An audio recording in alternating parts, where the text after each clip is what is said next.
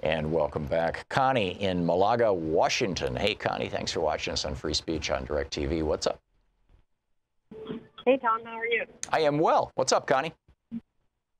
Just want to ask you something. I know that we go through these cycles, and we had the suffragette movement.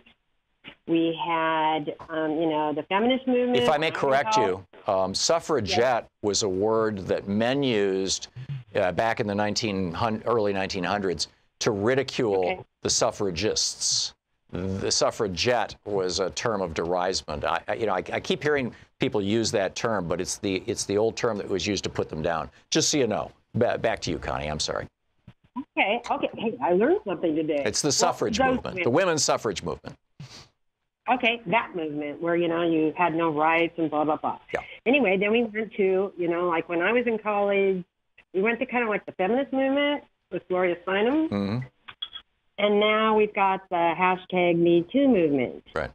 So what I'm wanting to know is, do you think there's going to be do you think this woman's rise will be of any help? Do you think that people standing, protesting is going to help?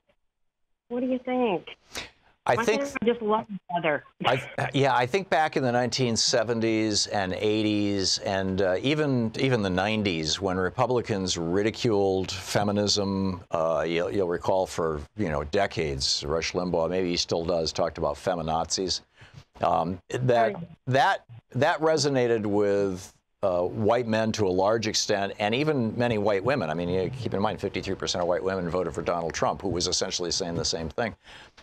I think, though, that the nomination of Brett Kavanaugh, the stories of, and I think there's actually a confluence between this and the video stories of young black men being shot by white cops, or being shot by cops, not always white, but being shot by, by blue.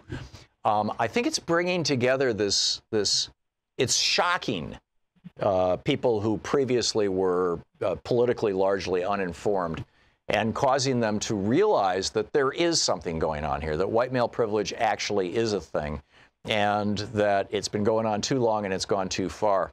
And so my guess is that, each of these movements builds on the other. I mean, you could go back to, Abigail Adams in 1778, or 1787 rather, writing to her husband, "Don't forget the ladies," we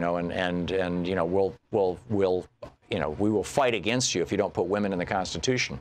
And Adams wrote back to her saying, men are not going to give up their prerogatives. So you had that, and then you had the women's rights. Sarah Bradwell in the 1870s, who tried to practice law in Chicago, and was told by a judge that as a woman she couldn't even be in the courtroom. There have been Elizabeth Cady around that same time. Elizabeth Cady Stanton and Susan B. Anthony. Susan B. Anthony voted and was arrested for it in November of 1878, as I recall. And so, there's been all of these movements, and I think each one has built on the last. And it certainly feels to me like we're at a tipping point. Do you get that same sense, Connie? I absolutely agree. You do agree? I agree, because I'm like a woman, and I have sued a corporation for harassment. I don't know. Yeah. I teach a young person to vote.